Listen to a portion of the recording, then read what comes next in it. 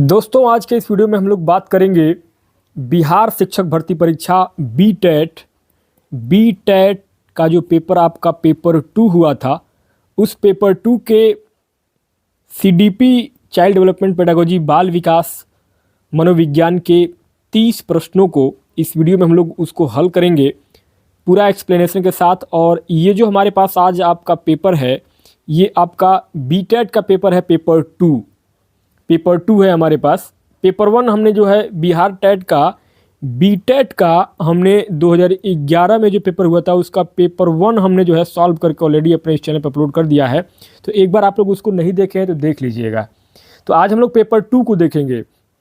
हमारे पास ये आपका बिहार का पेपर 2 है जूनियर लेवल के लिए, और ये कुछ इंस्ट्रक्शन है। देखिए, इसमें पूरे 150 प्रश्न पूछे गए हैं कुल 3 खंडों में। खंड 1 में 30 प्रश्न है, खंड 2 के प्रत्येक उपखंड में 60 प्रश्न तथा खंड 3 में प्रत्येक में 60 प्रश्नों के 2 भाषाओं के प्रश्न दिए गए हैं। परीक्षार्थी को सभी खंडों के उत्तर देना अनिवार्य है। खंड 2 हेतु एक अभ्यर्थी को कोई एक उपखंड चुनना है, और खंड 3 के लिए अभ्यर्थी को उनके आवेदन पत्र में दिए गए विकल्प के अनुसार एक ही भाषा उर्दू या बंगला को चुनना है। प्रत्येक प्रश्न का 1 अंक है। गलत उत्तर के लिए निगेटिव मार्किंग इसमें नहीं होता है। तो दोस्तों ये हमारे पास जो पेपर है, ये देखिए पेपर कोड हमारे पास जो है वो BEUB स्पेशल TY है। टोटल 150 नंबर का प्रश्न है। 90 मिनट में जो है आपको दोस्तों ये क्वेश्चन को हल करने हैं। बाल विकास शिक्षा शास्त्र के 30 प्रश्न पूछे गए हैं। गणित और विज्ञान के लिए 60 प्रश्न है अगर आप मैथ और साइंस से हैं तो, और अगर आप आर्ट साइंस से हैं तो 60 प्रश्न आपका सामाजिक विज्ञान के लिए है। बाकी जो है 2 लैंग्वेज है, भाषा है। भाषा आप अपने हिसाब से ले सकते हैं, जो भी आपने फॉर्म भरते समय अपना भाषा सेलेक्ट किया है, हिंदी, इंग्लिश, उर्दू, बंगला, पंजाबी, जो भी आपका भाषा रहा होगा, तो वो 30-30 प्रश्न 60-60 प्रश्न के वो आपके लैंग्वेज वाले क्वेश्चन हैं। तो दोस्तों ये हमारे पास पूरा पेपर है, और अब हम लोग इस वीडियो में शुरुआत करेंगे आपका खंड 1 यानी कि बाल विकास शिक्षा शास्त्र के 30 प्रश्नों को। दोस्तों पहला प्रश्न आपके स्क्रीन पर ये रहा, बाल विकास एवं शिक्षा शास्त्र सेक्शन 1 चाइल्ड डेवलपमेंट पेडागोजी। कह रहा है कि इस खंड में टोटल 30 प्रश्न दिए गए हैं और सभी प्रश्नों को करना अनिवार्य है। थोड़ा सा इसको हम लोग और जूम कर लेंगे ताकि हम लोगों को क्लियरली दिखाई दे, पूरी तरीके से विजिबल हो। ये आपका यहाँ तक जो है वो क्लियर आपको दिखाई देना चाहिए, यहाँ तक। हाँ, अब क्लियर है दोस्तों। चलिए, पहला प्रश्न पूछा गया था कि द्वितत्व सिद्धांत के प्रतिपादक कौन है। चारों ऑप्शन आपके सामने हैं। कमेंट बॉक्स में आप लोग भी अपना कमेंट में आंसर जरूर दीजिएगा दोस्तों। बाकी मैं आंसर और उसका एक्सप्लेनेशन, उसका व्याख्या तो करूंगा ही। तो इस पहले नंबर के क्वेश्चन में आपका द्वितत्व के सिद्धांत के प्रतिपादक कौन है। ऑप्शन ए है Spearman, option B James Drever, option C Halls और ऑप्शन डी वेल्स। दोस्तों पहले नंबर के इस प्रश्न में आपका राइट आंसर हो जाएगा ऑप्शन नंबर ए स्पीयरमैन। क्यों होगा दोस्तों? क्योंकि आपने पढ़ा है चार्ल्स स्पीयरमैन ने द्वितत्व सिद्धांत, जिसको हम क्या बोलते हैं, इसको बोलते हैं 2 फैक्टर यानी कि द्वितत्व सिद्धांत, 2 फैक्टर थियरी। ये जो है स्पीयरमैन के द्वारा दिया गया था, चार्ल्स स्पीयरमैन के द्वारा। और इसमें उन्होंने बुद्धि को 2 भागों में बांटा था। पहला क्या था, जी फैक्टर। पहला था आपका जी फैक्टर और दूसरा था आपका एस फैक्टर। जी फैक्टर का मतलब क्या होता है, सामान्य बुद्धि, जनरल इंटेलिजेंस, और एस फैक्टर का मतलब होता है स्पेसिफिक बुद्धि यानी कि विशिष्ट बुद्धि। तो इन 2 भागों में दोस्तों जी और एस फैक्टर में बांटा था चार्ल्स स्पीयरमैन ने, इसलिए आपका इस पहले नंबर क्वेश्चन में आपका ऑप्शन नंबर ए करेक्ट हो जाएगा। सेकंड क्वेश्चन पूछा गया है, मनोविज्ञान की प्रयोगशाला सर्वप्रथम किस मनोवैज्ञानिक ने स्थापित की। Option A squirrel, option B Spearman, option C Halls और ऑप्शन डी विलियम वुंट। दोस्तों सेकंड नंबर क्वेश्चन में क्या आंसर होगा आप लोग कमेंट बॉक्स में जरूर बताइए। सेकंड नंबर के क्वेश्चन में आपका राइट आंसर हो जाएगा Wundt, William Wundt. William Wundt जिनको कि हम लोग आधुनिक मनोविज्ञान का जनक मानते हैं, इन्होंने ही जो है विलियम वुंट ने 1879 में जर्मनी के लाइप्जिग विश्वविद्यालय में अपनी पहली मनोवैज्ञानिक प्रयोगशाला स्थापित की थी। कहाँ किया था? जर्मनी के लाइप्जिग विश्वविद्यालय में इन्होंने अपनी पहली मनोवैज्ञानिक प्रयोगशाला स्थापित की थी? William Wundt. चलिए, 2 क्वेश्चन आपको समझ में आ गया। अब बढ़ते हैं नेक्स्ट, अगला क्वेश्चन नंबर 3। तीसरा क्वेश्चन पूछा गया था 1882 ईस्वी में किस मनोवैज्ञानिक के द्वारा लंदन में मानवीय विशेषताओं का अध्ययन करने के लिए प्रयोगशाला का निर्माण किया गया था? Option A Cattell, option B Galton, option C Alfred Binet और option D William Woodworth. Comment box में अपना आंसर बताइए आप सभी। इसमें राइट आंसर दोस्तों क्या हो जाएगा? गाल्टन। क्यों होगा? देखिए, सर फ्रांसिस गाल्टन जो है, सर फ्रांसिस गाल्टन ने मानवीय विशेषताओं, ह्यूमन ट्रेट्स, मानवीय विशेषताओं जिसको हम बोलते हैं अंग्रेजी में ह्यूमन ट्रेट्स, ह्यूमन ट्रेट्स, मानवीय विशेषताओं और बुद्धि के अध्ययन के लिए प्रयोगशाला बनाई और उन्होंने मानसिक परीक्षण यानी कि मेंटल टेस्ट की, इन्होंने ही सबसे पहले मानसिक परीक्षण, मेंटल टेस्ट की नींव सबसे पहले सर गाल्टन फ्रांसिस ने दिया था। इसलिए आपका यहाँ पे गाल्टन जो है वो राइट आंसर हो जाएंगे। नेक्स्ट आगे अगला चौथा प्रश्न है, मनोवैज्ञानिक वाइगाट्स यानी वाइगाट्स नहीं वाइगोत्स्की है, वाइगोत्स्की, मनोवैज्ञानिक वाइगोत्स्की कहाँ के थे? Option A Japan, option B रूस, ऑप्शन सी फ्रांस और ऑप्शन डी चाइना यानी कि चीन। तो दोस्तों 4 नंबर के क्वेश्चन में आपका राइट आंसर क्या हो जाएगा?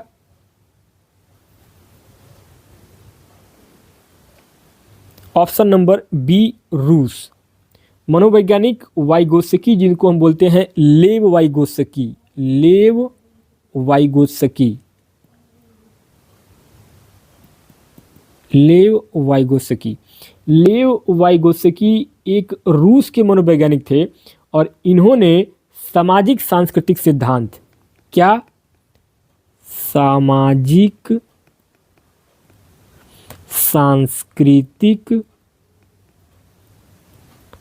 सामाजिक सांस्कृतिक सिद्धांत, सामाजिक सांस्कृतिक सिद्धांत जिसको सोशल कल्चरल थ्योरी कहते हैं, इसको इन्होंने लेव वाइगोत्स्की ने दिया था और इन्होंने ही बताया था कि बच्चों का संज्ञानात्मक विकास समाज और भाषा से प्रभावित होता है। तो लेव वाइगोत्स्की कहाँ के थे? रूस के मनोवैज्ञानिक थे। अगला क्वेश्चन है 5 नंबर पर कि व्यवहारिक बुद्धि का अर्थ है कि बुद्धि संस्कृति का उत्पाद होती है, यह किसका कथन है? Sternberg, option A, option B Vygotsky, option C Salovey और ऑप्शन डी मेयर।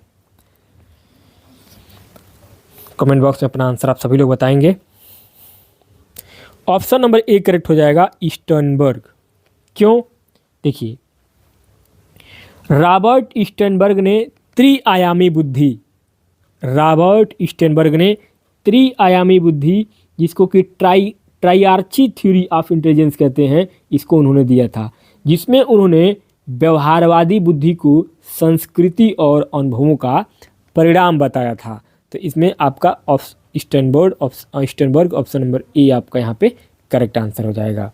चलिए नेक्स्ट आगे क्वेश्चन नंबर 6, 6वां प्रश्न पूछा गया है, विभेदक परीक्षण का उपयोग किस मनोवैज्ञानिक ने भारतीय अनुकूल के अनुसार विकसित किया है? Option A Horace, option B Wallace, option C JP Guilford और ऑप्शन डी जेएम ओझा।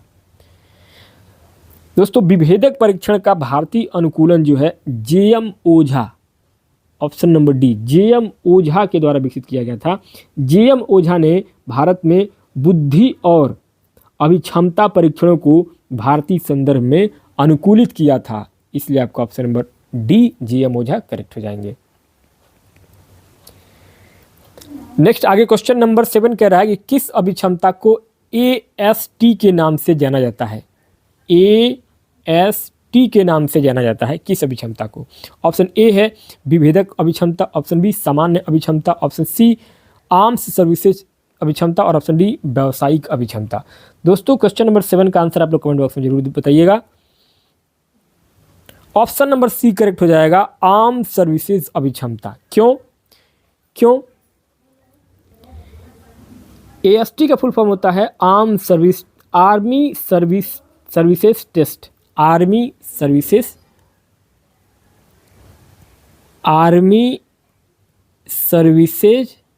टेस्ट। एएसटी का फुल फॉर्म होता है आर्मी सर्विसेज टेस्ट, और जिसको हम भारतीय सेना के द्वारा नियुक्ति और प्रशिक्षण के लिए इसका उपयोग किया जाता है। तो ऑप्शन नंबर आपका सी यहाँ पे राइट आंसर हो जाएगा। 8वां प्रश्न कह रहा है कि प्रारंभ में आत्मा का प्रयोग किस शास्त्र में किया जाता था? ऑप्शन ए अर्थशास्त्र, ऑप्शन बी दर्शन शास्त्र, ऑप्शन सी समाजशास्त्र और ऑप्शन डी शिक्षा शास्त्र। तो दोस्तों 8 नंबर के इस प्रश्न में आपका ऑप्शन नंबर बी दर्शन शास्त्र करेक्ट हो जाएगा, क्योंकि मनोविज्ञान की शुरुआत दर्शन शास्त्र से हुई है, जहां किसकी बात की जाती है? मनोविज्ञान में ही बात की जाती है आपकी आत्मा की, मनोविज्ञान में ही बात की जाती है आपके चेतना की, और मनोविज्ञान में ही आपकी बात की जाती है मानसिक प्रक्रियाओं की, मानसिक प्रक्रियाओं की। तो दोस्तों यहाँ पे दर्शन शास्त्र ऑप्शन नंबर बी आपका करेक्ट हो जाएगा। 9वां प्रश्न है कि किसका अभिप्राय अपने व्यवहार को नियंत्रित करने से है? ऑप्शन ए आत्मनियंत्रण, ऑप्शन बी आत्म अनुदेश, ऑप्शन सी आत्म प्रबलन और ऑप्शन डी आत्म अभिव्यक्ति। दोस्तों 9 नंबर के इस प्रश्न में आपका राइट आंसर क्या हो जाएगा? ऑप्शन नंबर ए आत्म नियंत्रण, क्योंकि सेल्फ कंट्रोल आत्मनियंत्रण का अर्थ होता है अपने विचारों, भावनाओं और कार्यों को नियंत्रित करने की क्षमता। इसलिए आपका ऑप्शन नंबर ए आत्मनियंत्रण राइट आंसर हो जाएगा। नेक्स्ट आगे अगला क्वेश्चन नंबर 10, 10वां क्वेश्चन है, किसका तात्पर्य उन विशिष्ट तरीकों से है जिनके द्वारा व्यक्ति अपनी अनुभूतियों को व्यक्त करता है? ऑप्शन ए आत्मनियंत्रण, ऑप्शन बी आत्मनिरीक्षण, ऑप्शन सी आत्मसम्मान और ऑप्शन डी आत्म प्रबलन। तो यहां दोस्तों आपका राइट आंसर क्या हो जाएगा? ऑप्शन नंबर बी अंतःनिरीक्षण, क्योंकि अंतःनिरीक्षण जिसको हम इंट्रोस्पेक्शन कहते हैं, क्या कहते हैं अंग्रेजी में हम इसको कहते हैं इंट्रोस्पेक्शन कहा जाता है, यानी कि अंतःनिरीक्षण। और अंतःनिरीक्षण इंट्रोस्पेक्शन का मतलब होता है स्वयं के विचारों, भावनाओं और संवेदनाओं का आत्मविश्लेषण करना। तो ऑप्शन नंबर बी आपके यहाँ पे अंतःनिरीक्षण राइट आंसर हो जाएगा। 11वां प्रश्न है, किस परीक्षण में 10 मसी लक्ष्य या स्याही धब्बे होते हैं? तो दोस्तों ऑप्शन ए है रोसो परीक्षण, option B 16 PF, option C EPQ और ऑप्शन डी एमएमपीआई। तो दोस्तों रोसो परीक्षण में ऑप्शन नंबर ए रोसो, जिसको हम रोसार्क स्याही धब्बा परीक्षण भी कहते हैं, इसको क्या कहते हैं? इसको हम कहते हैं रोसार्क स्याही धब्बा परीक्षण, इसी कहा जाता है रोसो परीक्षण। तो ये रोसार्क इंकबॉट टेस्ट जो है ये व्यक्तित्व मूल्यांकन के लिए उपयोग किया जाता था। किसके लिए इसका प्रयोग करते थे? किसके लिए? व्यक्तित्व के मूल्यांकन का परीक्षण करते थे, व्यक्तित्व के मूल्यांकन का परीक्षण इससे किया जाता था, रोसार्क स्याही धब्बा परीक्षण से। अगला है 12वां प्रश्न, व्यक्तियों के शारीरिक बीमारियों में कितने प्रतिशत तक दबाव की भूमिका महत्वपूर्ण है?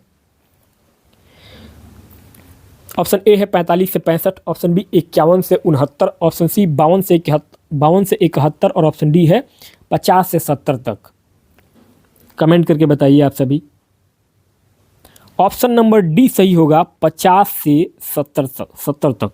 देखिए तनाव जो है स्ट्रेस जो तनाव होता है, स्ट्रेस तनाव जो है, ये स्ट्रेस तनाव शारीरिक बीमारियों का मुख्य कारण होता है और लगभग 50 से 70% तक बीमारी तनाव के कारण होती है। इसलिए आपका ऑप्शन नंबर डी यहाँ पे 50 से 70 राइट आंसर हो जाएगा। नेक्स्ट आगे अगला क्वेश्चन नंबर 13वां प्रश्न पूछ रहा है कि पैथोलॉजी ऑफ ब्रेन नामक पुस्तक किसके द्वारा प्रकाशित है? Option A Haller, option B Philip, option C Kraepelin और option D Benjamin Rush. Pathology of brain, तो दोस्तों पैथोलॉजी ऑफ ब्रेन जो पुस्तक है ये क्रेपलिन के द्वारा लिखा गया था। किसके द्वारा? Emil Kraepelin. इनका क्या नाम था? इनका नाम था एमिल क्रेपलिन। एमिल क्रेपलिन ने इस किताब को लिखा था और इस किताब में मनोविक्षिप्तता, जिसको हम साइकोसिस कहते हैं, इस किताब में मनोविक्षिप्तता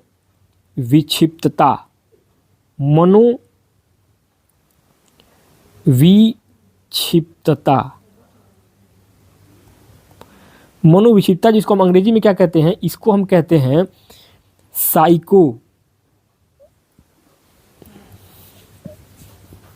साइकोसिस। इसको हम साइकोसिस कहते हैं, मनोविक्षिप्तता। इस किताब में जो है यही दिया गया है। एमिल क्रैपलिन के इस किताब में मनोविक्षिप्तता साइकोसिस के अध्ययन में जो है अग्रणी थे और इन्होंने ही यह पुस्तक लिखी थी, एमिल क्रैपलिन ने। अगला 14वां प्रश्न है, असामान्य मनोविज्ञान के आधुनिक युग के जनक थे। असामान्य मनोविज्ञान दोस्तों, तो सिगमंड फ्रायड दोस्तों, ऑप्शन नंबर बी करेक्ट हो जाएगा। सिगमंड फ्रायड मनोविश्लेषण यानी कि साइको एनालिसिस के जनक माने जाते हैं, यानी कि असामान्य मनोविज्ञान में सिगमंड फ्रायड आपके ऑप्शन नंबर बी यहाँ पे करेक्ट हो जाएंगे। आगे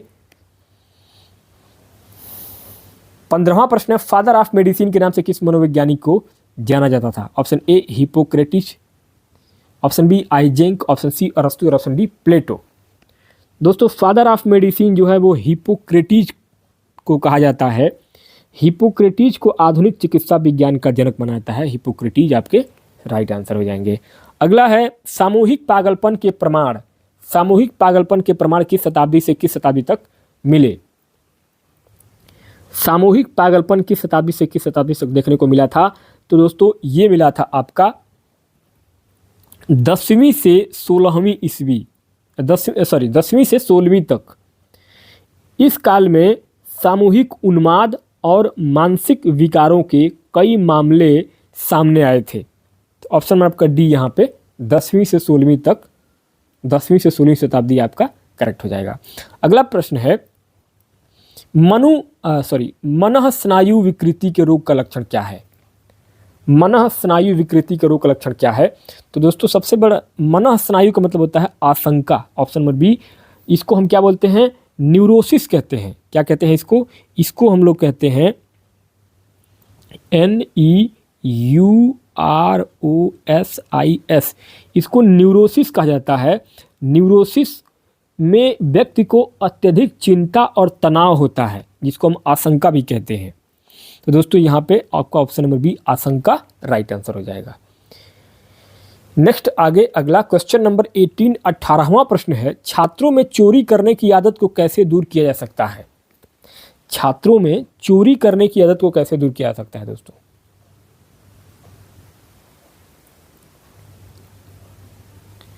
तो यहाँ पे आपका ऑप्शन नंबर बी उदाहरण देकर राइट आंसर हो जाएगा। क्यों?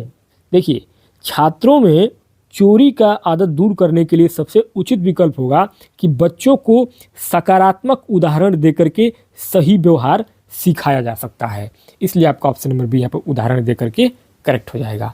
अगला है, अधिगम का शिक्षा में योगदान क्या है? अधिगम का शिक्षा में योगदान क्या है? तो अधिगम का शिक्षा में व्यवहार में परिवर्तन भी है, नवीन अनुभव प्राप्त करने में भी है और समायोजन में भी है। तो यहाँ पे इनमें से सभी जो है ये आपका करेक्ट आंसर हो जाएगा, क्योंकि अधिगम का शिक्षा में योगदान इन तीनों से है। व्यवहार में परिवर्तन भी होगा, नवीन अनुभव भी प्राप्त होंगे और समायोजन करने की भी स्थिति पैदा होगी। इसलिए आपका ऑप्शन नंबर डी इनमें से सभी करेक्ट हो जाएगा। अगला क्वेश्चन है, थकान का कारण नहीं है। थकान का कारण इसमें से क्या नहीं है? तो विश्राम जो है ये थकान का कारण नहीं होता है दोस्तों, क्योंकि देखिए लगातार कार्य करना, रोशनी की कमी यानी कि अपर्याप्त रोशनी या फिर गलत शिक्षण विधियां थकान का कारण बन सकती है, लेकिन विश्राम जो है वो थकान का कारण नहीं बनेगा। इसलिए आपका ऑप्शन नंबर सी करेक्ट हो जाएगा। नेक्स्ट आगे अगला क्वेश्चन नंबर 21, 21वां प्रश्न है, आधुनिक युग में मानसिक स्वास्थ्य पर किसका सबसे बुरा प्रभाव पड़ता है?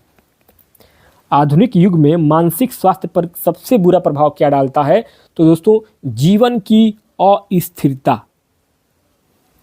जीवन की अस्थिरता मानसिक तनाव और चिंता का मुख्य कारण होता है। इसलिए आपका ऑप्शन नंबर बी यहाँ पे करेक्ट हो जाएगा। 22वां प्रश्न है, लिंग का निर्धारण होता है। लिंग का निर्धारण किसके द्वारा होता है? तो लिंग का निर्धारण जो होता है वो पिता के द्वारा होता है। पुरुष में एक्स और वाई, पुरुष में एक्स और वाई दोनों गुणसूत्र होते हैं जो लिंग निर्धारण में भूमिका निभाते हैं, अग्रणी भूमिका निभाते हैं। तो इसलिए आपका ऑप्शन नंबर बी पिता द्वारा करेक्ट हो जाएगा। नेक्स्ट अगला क्वेश्चन नंबर 23, 23वां प्रश्न है, गर्भस्थ शिशु में संवेदनशीलता का विकास प्रारंभ होता है। गर्भस्थ शिशु में संवेदनशीलता का विकास कहाँ से होता है दोस्तों, कहाँ से शुरुआत होता है? तो ये होता है आपका सिर से। भ्रूण में सबसे पहले सिर और मस्तिष्क का विकास होता है, इसलिए आपका ऑप्शन नंबर ए सिर यहाँ पे सही हो जाएगा। 24वां प्रश्न है, जन्मोत्तर यानी कि जन्म के बाद की विकास की दूसरी प्रमुख अवस्था क्या है? ऑप्शन ए गर्भावस्था, ऑप्शन बी शैशवावस्था, ऑप्शन सी किशोरावस्था और ऑप्शन डी बाल्यावस्था। तो यहाँ दोस्तों आपका जन्मोत्तर के विकास की दूसरी प्रमुख अवस्था को हम कहते हैं बाल्यावस्था।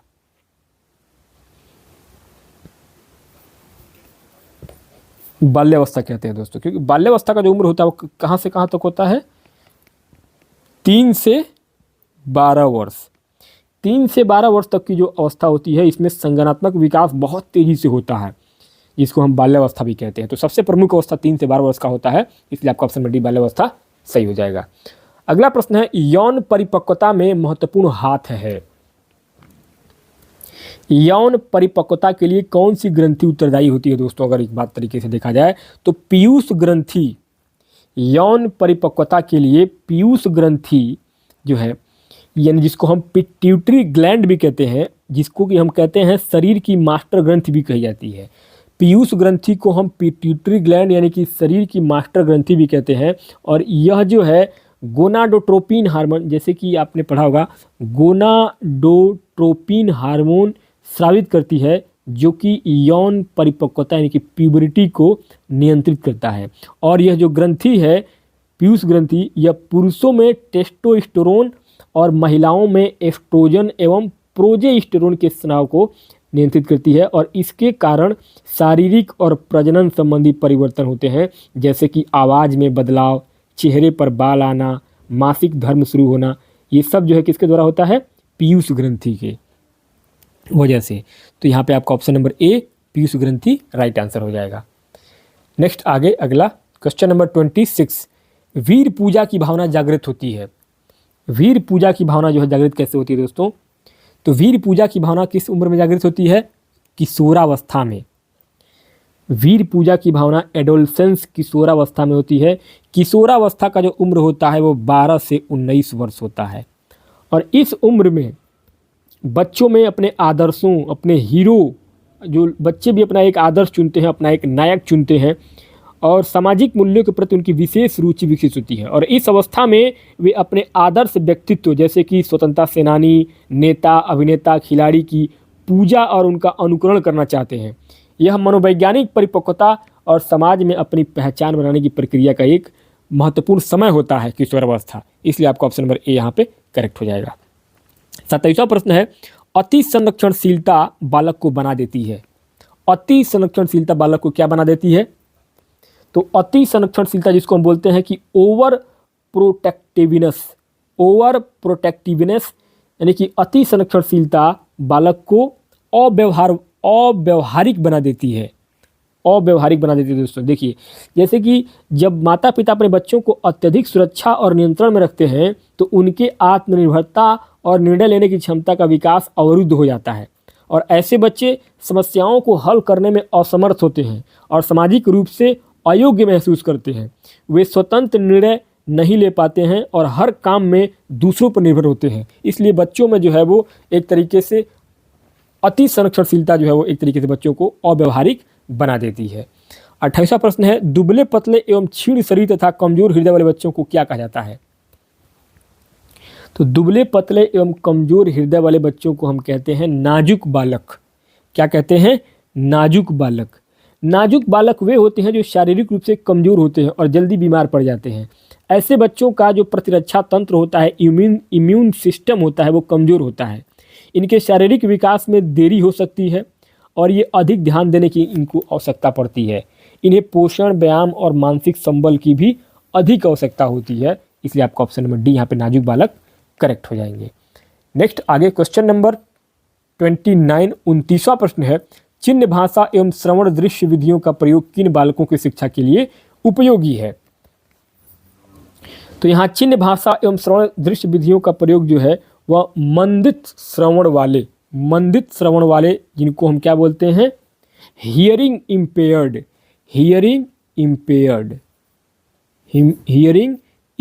यानी कि जो है बच्चे एक तरीके से कहें तो ये कम सुनते हैं थोड़ा, तो इनको मंदित श्रवण वाले बच्चे कहते हैं। तो ये चिन्ह भाषा एवं श्रवण दृश्य विधियों का प्रयोग हम मंदित श्रवण वाले बच्चों को पढ़ाई करने के लिए इसका उपयोग करते हैं दोस्तों। अगला 30वां और आखिरी प्रश्न है कि शारीरिक एवं मानसिक परिपक्वता प्राप्त व्यक्तियों को कहा जाता है। शारीरिक एवं मानसिक परिपक्वता प्राप्त व्यक्तियों को हम क्या कहते हैं, प्रौढ़ व्यक्ति कहते हैं। प्रौढ़ावस्था एडल्टहुड वह अवस्था होती है जब व्यक्ति शारीरिक, मानसिक और सामाजिक रूप से पूरी तरीके से परिपक्व हो जाता है। इस अवस्था में व्यक्ति अपने जीवन के लक्ष्य को स्पष्ट रूप से समझने लगता है और जिम्मेदारियों को निभाने लगता है। बुद्धि, अनुभव और भावनात्मक स्थिरता इस अवस्था की एक विशेषताएं कहलाती है। इसलिए आपका प्रौढ़ ऑप्शन नंबर बी यहाँ पे सही और राइट आंसर हो जाएगा। तो मेरे दोस्तों, इस प्रकार से इस वीडियो में हम लोगों ने बिहार टैट का प्रीवियस ईयर का पेपर पूरा हल किया है। उसके बिहार टैट प्रीवियस ईयर के पेपर में ये पेपर 2 है, आपका जूनियर लेवल का पेपर था। और इस पेपर में हम लोगों ने CDP बाल विकास मनोविज्ञान के 30 महत्वपूर्ण प्रश्नों को उसके ऑफिशियल जो आंसर की बताया गया है बिहार सरकार के द्वारा, BPSC के द्वारा, उस आंसर की के हिसाब से हम लोगों ने पूरा इसका आंसर हल किया है व्याख्यात्मक तरीके से। उम्मीद करता हूँ ये वीडियो आपको पसंद आएगा और आपके तमाम जितने भी CTET से लेकर के आपके बिहार टेट से लेकर के जितने भी राज्य के रीट DSSB की तैयारी करते हैं उन सभी लोगों के लिए वीडियो काफ़ी हेल्प करेगा। दोस्तों, इसी के साथ इस वीडियो को यहीं पे समाप्त करते हैं। कोई सुझाव हो तो कमेंट बॉक्स में ज़रूर पूछिएगा। और चलते चलते आप लोगों से एक आखिरी बार निवेदन ये करूँगा कि अगर आप चैनल पे पहली बार आए हैं तो चैनल को सब्सक्राइब कर लीजिएगा, अपने दोस्तों को शेयर कीजिएगा। मिलते हैं नेक्स्ट टॉपिक में नए वीडियो के साथ, तब तक के लिए बहुत बहुत धन्यवाद।